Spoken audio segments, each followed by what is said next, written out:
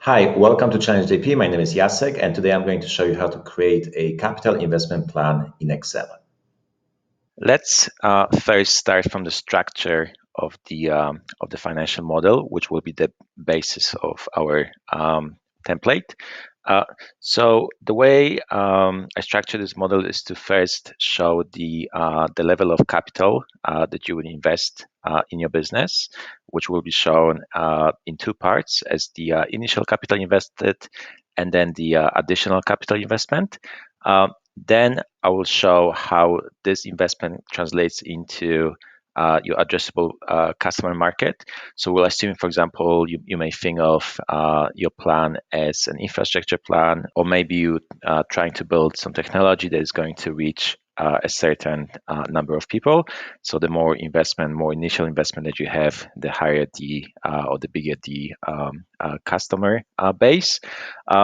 Then we'll move on into estimating, forecasting the number of customers. Then based on those numbers, I will start calculating revenues. So there will be a non-recurring revenues and recurring revenues. One will be based on just a one-off fees that you charge your customers on a sign-up or the first time they purchase your product, and then the recurring revenues. Then I will move on to calculation of variable OPEX. I'll show you a few different ways of how to calculate the operating expenditures based on your revenues or your customer number or the level of capital investment.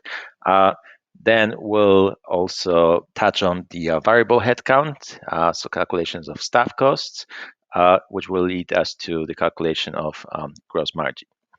Now, with the gross margin calculated, then we will move on to the calculation of the central cost. So first of all, I'll show you an example of how to calculate the central staff costs, and then I'll also touch on the calculating the fixed OPEX. Then we'll touch a little bit on the calculating of tax, working capital, which will lead us to the calculation of cash flow before debt financing. So this model here will assume that you will have two cash flows. So one will be before debt financing, and then we'll also assume that you will be able to finance some of your investment through debt, which will be discussed in this part of this tutorial. Once we calculate the new debt repayment, and then any interest and fees associated with that, this will allow us to calculate the cash flow post-debt financing.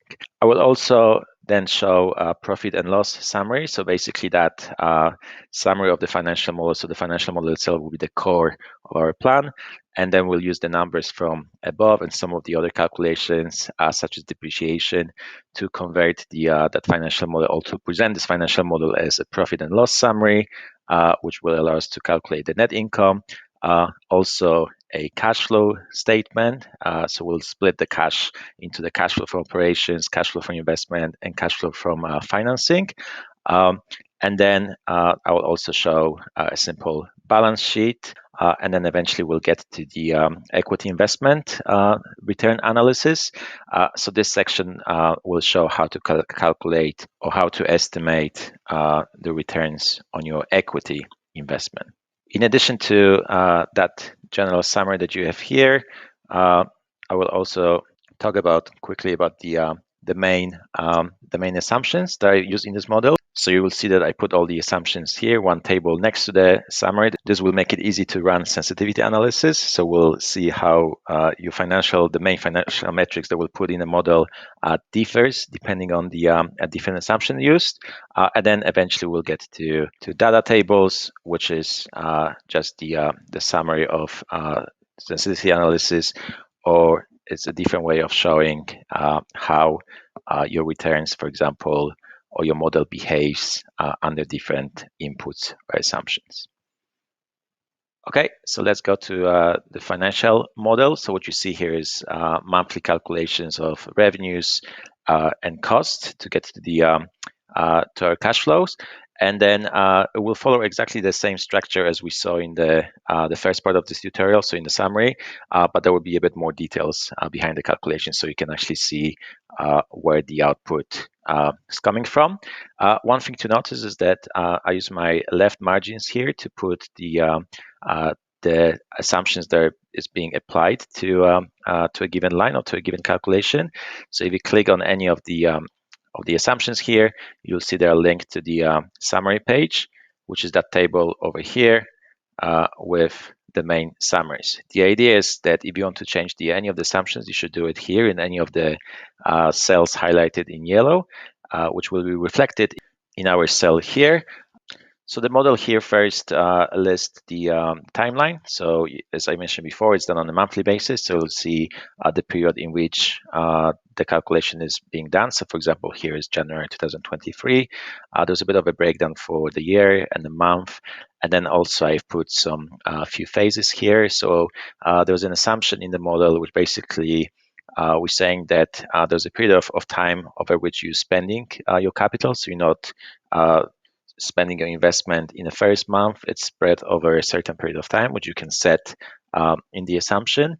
There will be a growth phase. So the growth phase will apply to the time during which you're trying to achieve your market reach.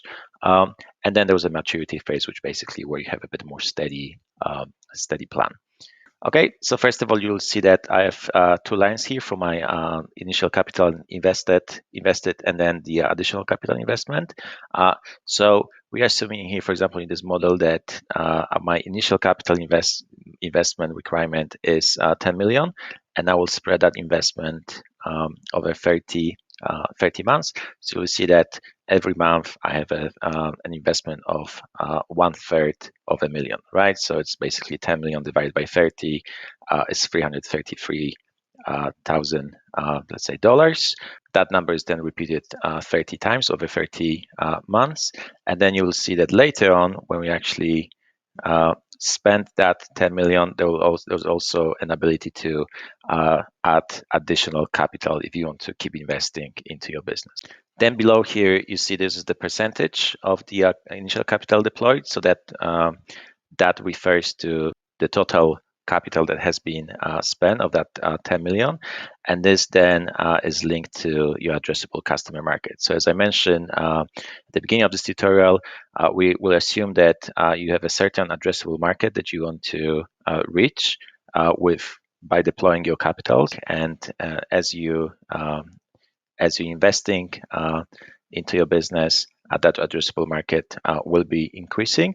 And then the second metric that is related to the customers will be your market reach. Okay, so we'll assume here that there will be a bit of a break. So there was a 6-month sort of a setup period from when you start investing to when you start adding new customers. But you will see that in the month 7, so after 6 months, you start adding some customers here. And basically, the model here is set up to a 35% market reach, which means that we want to reach 35% of that 100,000 addressable market over a period of time. In our case, we want to reach those customers over 36 months. So you'll see that after 36 months, the model will hit 35% market reach, and then we'll leave that 35% as it is. And then below here, you see that I have some calculations for the start of new customers, for the start of customers, then the new customers, and then there's a bit of a churn calculations allowing you to account also for that, for the fact that some of the users will leave your service. With our customers here, or our sales calculation, we can calculate the revenues. So the way the revenues are calculated is quite simple. I have two inputs here. So there's a one-off sign-up fee and then the recurring monthly fee. So the sign-up fee is just one-off fee that is charged to the customers that comes to your service for the first time. And then the recurring monthly fee is just a fee that you would charge your customers on a regular basis. So you'll notice that in as an example, in this model, I'm using $50 and $20. And then one thing to notice also is that $50 will increase here, let's say, to $51.50 and then $20.60 for the monthly fee. That's because I've also applied there will be a bit of an inflation or price increase on a yearly basis. So you will see that when we go from the December to January, there's going to be change in that index here, which is then linked to our revenue calculation. Now, those fees, so those sign-up fees and monthly fees, they're linked to calculation of non-recurring revenues and recurring revenues. So for example, if I double click here, you'll see that the way that non-recurring revenue is calculated is simply by taking the new customers and then multiplying that by that one-off fee. And the same thing for the recurring revenues. We'll take the number of total customers at the beginning of the month, and then I'll multiply it by that recurring monthly fee, which will give me my recurring revenue number, and that eventually will give me my total revenue. Now, in terms of the OPEX, you'll see that I divide OPEX in this model into two types. So one will be a variable OPEX, and then there will be a fixed OPEX, which I will deal with after a gross margin. The idea of the variable OPEX is that it's going to differ depending on your revenues or your capital deployment. Or the number of the customers. So the inputs that I'm using here, I'm going to assume that I'm using the average customer support per user fee in order to calculate the customer support. So I'm going to assume that, for example, for every customer that I have, I need to spend, let's say here, $2 or $2.04. Again, I'm applying some inflation here on a yearly basis in order to calculate my customer support cost. So for example, in here, in order to calculate that cost, I would take that $2, just over $2, and then multiply it by the number of my customers at the end of the month. Now, for example, I also have the marketing or acquisition cost, and the way I calculate the marketing cost is by using the customer cost per acquisition approach. So here I'm assuming that for every new customer that I bring online, I need to spend $102, for example, in January. And again, in order to calculate that marketing cost, I would take that $102 and then multiply by number of new customers. Okay. Now, for example, for maintenance, I'm using a slightly different approach. So I'm just saying, okay, well, take a percentage. So in our case, it's 2%, and then just multiply it by the total of the cumulative capital invested. And then, for example, here I also assume that we'll have some other fees like payment processing, buttons, and so forth. And this will be driven by your revenues. Okay, so in this case, I'm taking 3%, for instance, and then I multiply by my total revenues in order to get to that cost. This in total allow me to calculate my variable OPEX. And then I also have some calculations of what I call a variable headcount or variable cost. So in this case, I'm going to assume that for my customer service headcount, I'm going to assume that for every 5,000 customers that I have, I'm going to need one person, okay, one incremental person. So you'll see that I start with 1, and then that number 1 increases to 2, because if I look at my customer number, you will see that, okay, I've just crossed that threshold of 5,000. So for the first 5,000 customers that I have, I need 1 person. And then once I cross that 5,000, for additional 5,000, I need 2 people. And then if you go to the right, you will see that 2 changes to 3, 4, and so on and so forth. So as you're growing your number of customers, you're also increasing your, let's say, customer service headcount. And then for the maintenance, the maintenance, again, similarly to my maintenance for the OPEX, I assume that for every, for example, $2 million spent, I need additional person to help me maintain my network on the technology that I'm using in this business. Okay, and then I have some assumptions here on my average staff cost. So I'm assuming, for example, that for my customer service is 2.9 thousand. That's based on the annual salary here on my left side, and then, for example, for maintenance is a little bit more. And then in order for me to calculate the total staff cost, I'll just multiply the number of employees that I forecast before times the that monthly cost, and I'll do exactly the same thing for my maintenance staff cost. Okay, and this will allow me to calculate my total variable staff cost for that month. One thing to notice is that I'm assuming here that that cost here is fully loaded, so we'll also include any employer's costs like insurance, taxes, pension, and so on and so forth. If you want to, you can add additional lines, so you can separate those lines, so you can just show separately the salaries and then also the sort of employee cost of pensions, using a very similar approach, so just multiplying the number of employees times those costs. Okay, and then this allows me to calculate my total variable cost. So that's just the addition of my OPEX, operating expenses, and the staff cost. And then if I take the revenues and then subtract from this revenue my variable cost, I can then calculate the my gross margin. Okay, let's move to central costs. So here, first of all, I want to calculate the my central staff costs. So before we just calculated the staff that was what we call the variable staff, so just staff that's responsible for maintaining, supporting your customers. Here, you want to show a cost that is fixed, so it's more predictable, which will deal with your central office. Okay, so first of all, I'm listing the number of employees that I expect to allocate for each of my departments. So I divided my central structure into a management department, finance, sales and marketing, operations, admin, and other. Okay. Again, this will differ depending on the business that you're setting up, but it's just one of the examples of the company structure. And here I simply say, okay, well, how many people I expect in a given month to have in that department. Then below here, I have my staff costs, so average staff costs on a monthly basis for management, finance, sales and marketing, operations, and admin person. And then based on those two numbers, so if, for example, if I take the management, if I multiply that 5 employees in the management department times the average staff cost, this will give me the total staff cost for my management department, and the same thing for finance, sales and marketing, and so on and so forth, which then allows me to calculate my total central staff cost.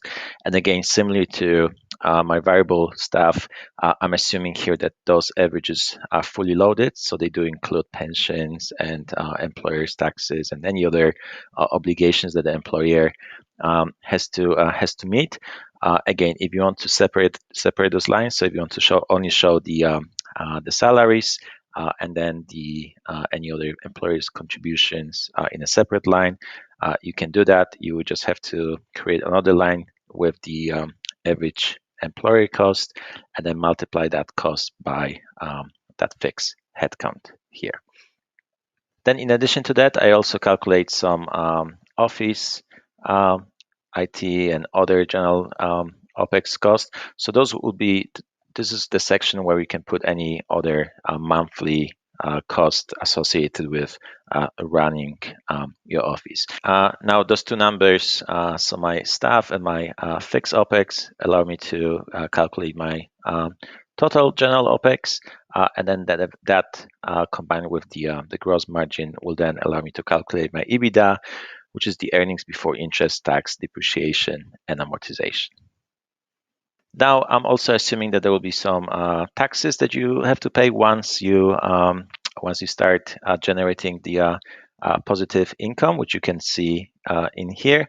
And I'm also making adjustments to my working capital, which is driven by payable and receivable movements. So any delay that you have that is connected to either receiving or spending money, which then allows me to calculate my cash flow before debt financing. Okay, so this is the cash flow, which is basically your EBITDA adjusted for taxes and the working capital.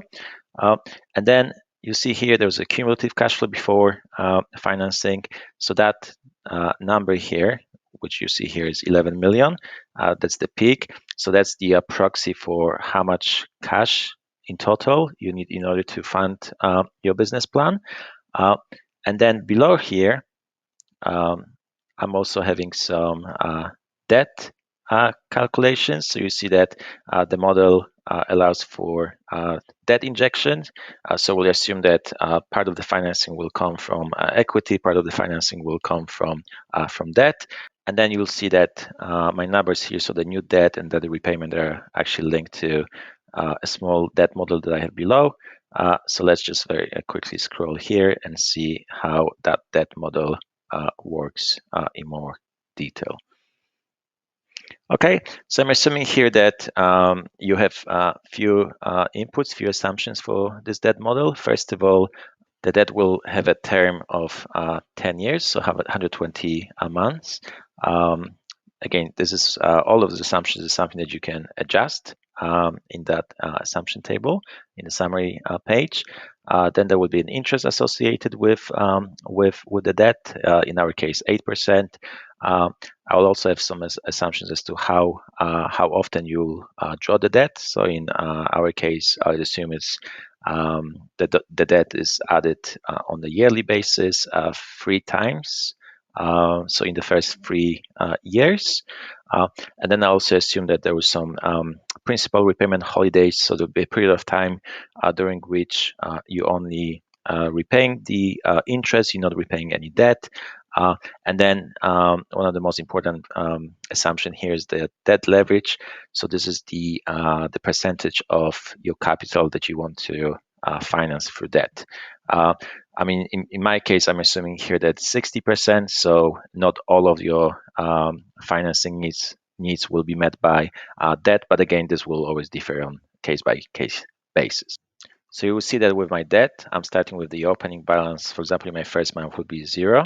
Then I'm adding new debt, which is 2.4 million. That 2.4 million is that multiplication of 4 million, which is what I'm forecasting as my initial capex spend. Okay, so remember, we're assuming that we're going to invest 10 million of capital into our plan, but that 10 million will be spread over 30 months. So you'll see that 4 million will come in the year 1, 4 million in year 2, and then the remainder 2 million will come in the year 3. Okay, so I'm here forecasting my initial capex in this particular year, in 2023, will be 4 million. 60% of that will be financed by debt. So this is where you see I'm adding my 2.4 million, which means that my closing balance will be 2.4 million. And then in the next month, my debt opening balance is just the closing balance from the month before, and I'm not adding any new debt until a later, which is here in January 2024. I'm adding additional 2.4 million because I'm forecasting that in the next 12 months, I'm also going to spend 4 million in capital, and I'm going to finance 60% through debt. So this is something that I'm adding to my debt. Again, as I mentioned before, I'm assuming that we have here principal repayment holiday. So you won't see any principal repayments until later on in the model. So you will see that I'm going to start repaying my debt in the month 37. And then this is where that closing balance will start decreasing, eventually to a 0. In terms of how those principal repayments work, so in order to calculate the level of my debt repayment that I have to make, I'm using the Excel's PMT formula.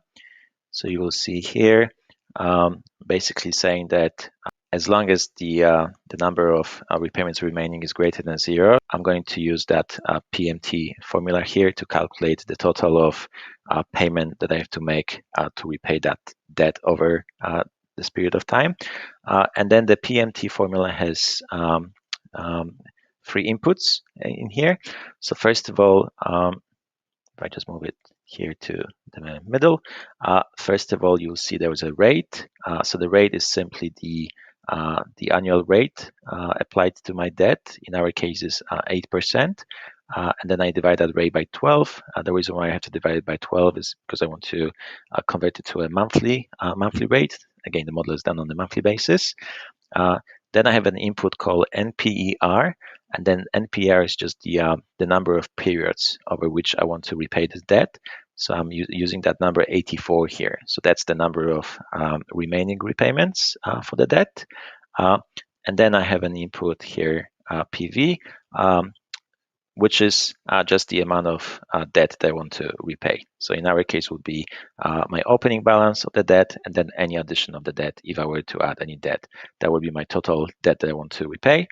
And that the result of that would be that number here, for example, 93.5 thousand. Okay, so it's basically telling me that in total, I need to make the repayment of $93.5 thousand, for example, dollars in order to repay my debt. But then remember that your repayment will consist of two parts. There will be an interest, and then there will be the principal repayment. Okay, so first of all, I want to calculate my my interest payment, which I do in here.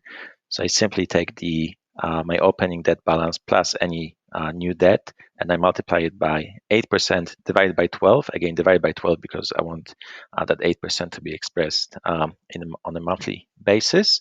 So this calculates me the level of interest that I'm due to pay. So it'll be a 40,000.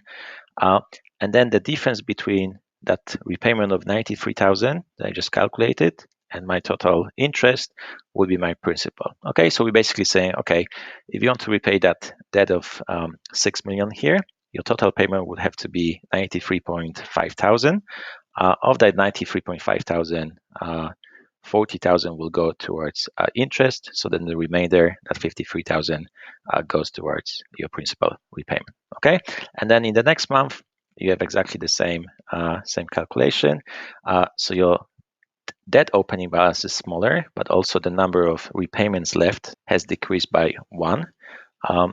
So actually, your total repayment is 93.5 thousand, but now your interest is less than 40,000 because we multiplying that 8% divided by 12 times 5.946, not 6 million. So this number will be smaller, and that's why you'll see that there is more money going towards the that principal repayment. Okay, and that just repeats itself all the way to the end until we hit 0 as the debt closing balance.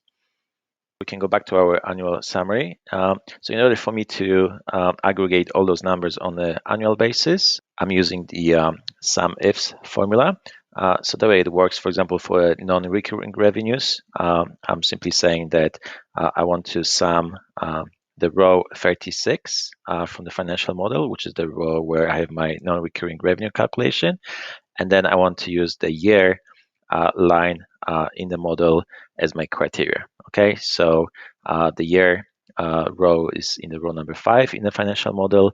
And then I'm simply saying, okay, well, take all the numbers from the row 36, but only for the year that meets the criteria in the row here, H3, which would be 2026. So that way I aggregate or I summarize all the numbers from year 2026, and I apply exactly the same logic or the same formula for my costs, and that allows me then to summarize my revenues, my variable cost, my gross margin, central staff cost, fixed OPEX, to calculate EBITDA, and then eventually the cash flow before debt financing, and then cash flow post debt financing. Okay, so all of those numbers you'll see they refer to that monthly financial model that we just had a look at.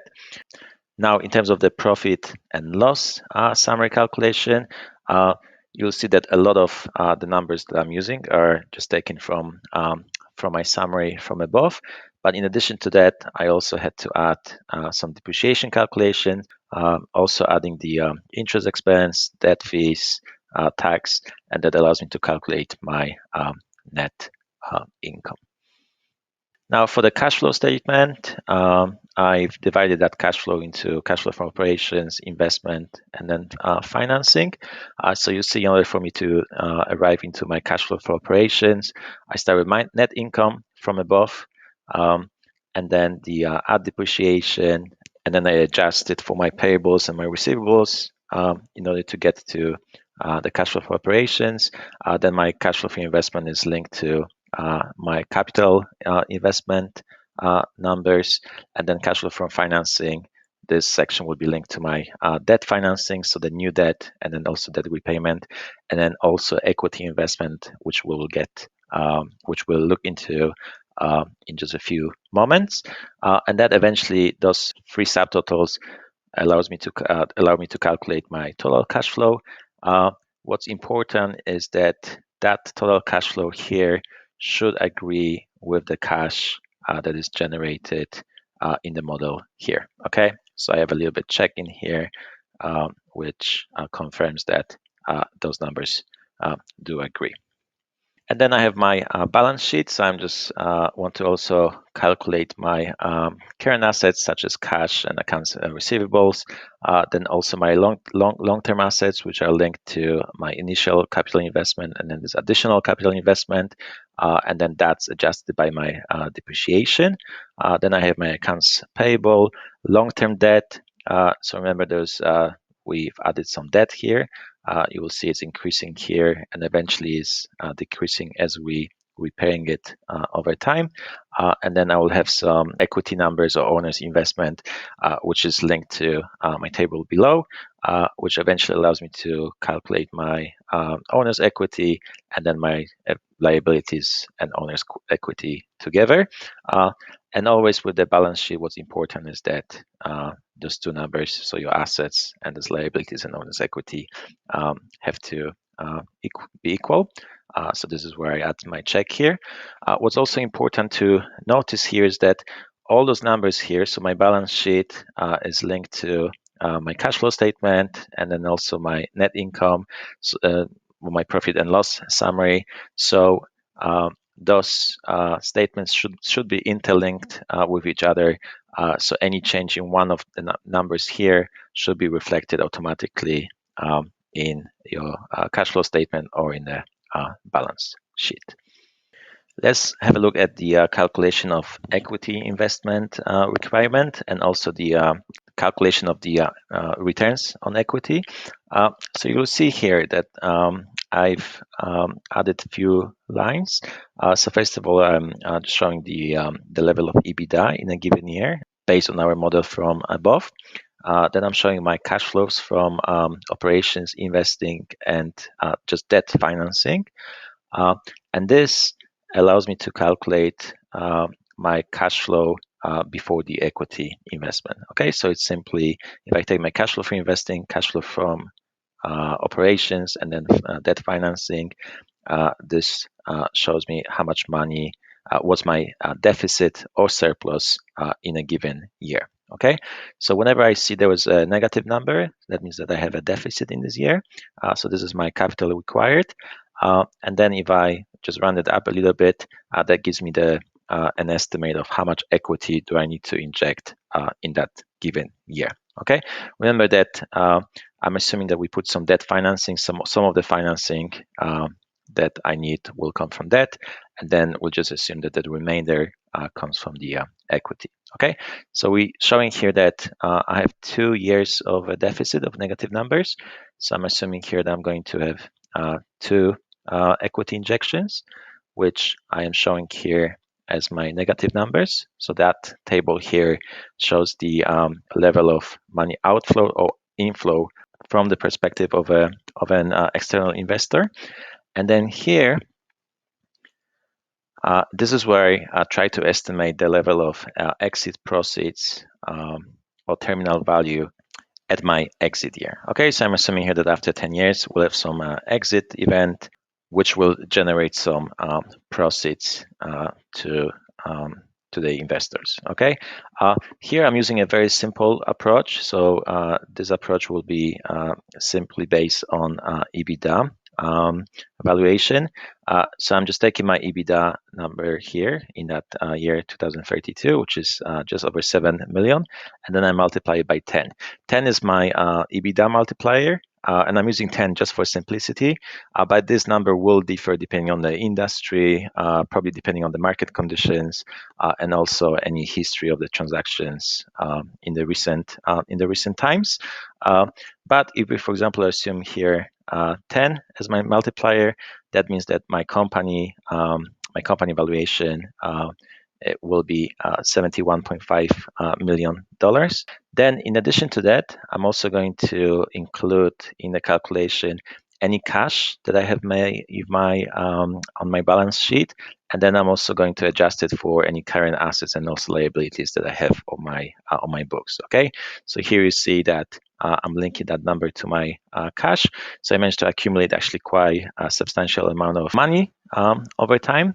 So I'm going to include that also in the calculation of proceeds. And then you also have to remember that if you still have any debt, you need to adjust the numbers by the debt. Okay, so if in our case we assume that we had a 10-year debt, so we actually just repay that debt by the time that exit year happened, or the end of that exit year. But for example, if you were still repaying the debt, you'll have to make in this case the negative adjustment for your proceeds, right? Assuming that you have to pay off this debt. And then if I add those three numbers together here, this will give me my proceeds of 97.6 or $7 million. So this is the money that would go back to the investors. Okay, so what you see here is that your investors made two injections, equity injections here, 3.2 million and 2.8 million, and then after 10 years from the first injection, they received 97.7 million back. And then here in this table, I'm just calculating, okay, well, based on those numbers, if I just start with the IRR, that means that the internal rate of return is 38.5%. Okay, I'm calculating the numbers simply by using the Excel's IRR formula. And then in terms of the NPV, so the net present value, that will be calculated using the NPV formula, which also has to take in consideration the discount rate, and then as the second input will be again those cash flows, the cash flow or equity injections here, and then the proceeds received. And then those numbers, I've linked those numbers to my key metrics here. So here again, you see my main assumptions, and then I have my main financial metrics. So I have my equity requirement, my NPV, and the return. And I also added just a couple more metrics, such as the cash flow break-even month. So this is when you start generating positive cash, and then also equity payback period. So this is the number of years that will take for your investors to get the money back. So what a financial model will allow you to do is to run a quick what if sensitivity analysis. Okay, so for instance, let's say that we want to test a few of our assumptions, and in our case, we'll take that target market reach assumption. So if I change that 35% to 20%, you'll see that my IRR will go from 38.5% to 21.6%. Also, you will notice that my equity requirement went from 6 million to 7.5 million. Now let's go back with that to 35%. And then maybe we can have a look at the monthly fees. Okay, so let's see what happens if my monthly fee, which is now set at $20, what will happen to my returns if I change that monthly fee from $20 to $15? Yeah, you see that, okay, my returns went from that 38% to 20, just below 28%. But then my equity requirement increased by from 6 million to 7.3 million, saying 1.3 million of more equity. And then you can see, okay, what happens if I actually leave that at 15% and then also change that market reach from 35% back to 20%, okay? Now you see that your returns actually are 6.7%, and your equity requirement went from 6 million to 10.7 million, okay? So you actually need to add 4.7 million more of equity. Okay, let's bring our old assumptions back. To the right, I've also included Excel's data tables. So what the data table in Excel allows you to do, it allows you to test, in our case, a different set of assumptions at the same time, and then check the impact they have on one of the metrics. So in our case, we'll stay with the IRR.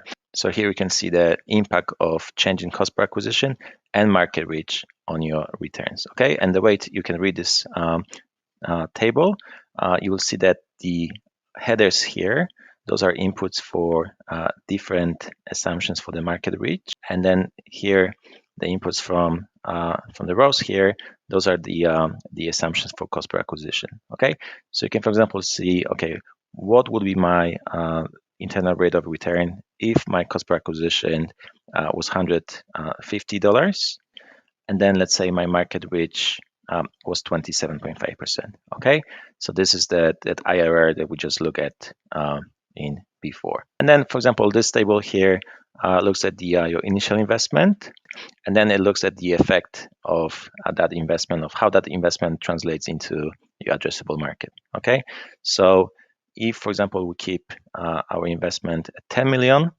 but then we decrease our addressable market to 75,000, you will see that that return on investment, that initial return of 38.5%, which we have currently in the model, decreases to 30.1% if my addressable market is only 75,000 customers, and then it decreases further to 16.5% if that addressable market is 50,000. Lastly, I've also added a graph here, which is linked to the summary page, annual numbers from the summary page, which shows you the effect of your capital investment on your revenues and then EBITDA over time.